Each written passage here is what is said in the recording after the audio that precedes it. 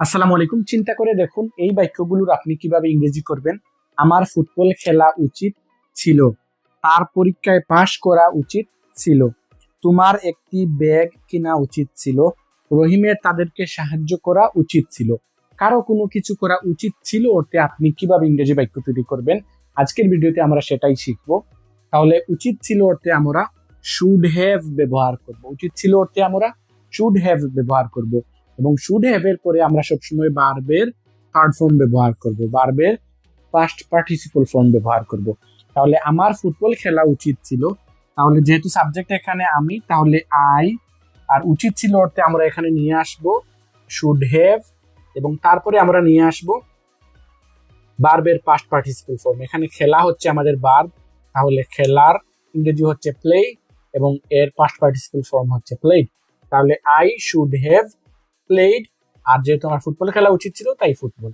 I should have played football. আমার football খেলা উচিত ছিল, তার পরীক্ষায় পাশ করা উচিত ছিল, তাহলে এখানে he should have passed in the exam, passed in the exam, তার পরীক্ষায় পাশ করা উচিত ছিল। তোমার একটি ব্যাগ কেনা উচিত ছিল, তাহলে you should have bought a bag. তোমার একটি ব্যাগ কেনা উচিত ছিল। রহিমের তাদেরকে সাহায্য করা উচিত ছিল, তাহলে রহিম শুড হ্যাভ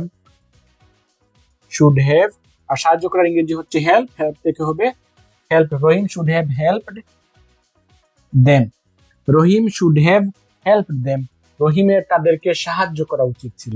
তাহলে আমরা আজকের এই ভিডিওতে শিখলাম কোনো জিনিস করা উচিত ছিল অর্থে আমরা শুড হ্যাভ ব্যবহার করব এবং শুড হ্যাভ এর পরে ভার্বের পাস্ট পার্টিসিপল ফর্ম বসবে। আমার ঔষধ খাওয়া উচিত ছিল, এই বাক্যটির আপনারা ট্রান্সলেশন করে কমেন্ট সেকশনে দিয়ে যান, দেখি কতজন করতে পারেন। Thanks for watching, see you in the next video.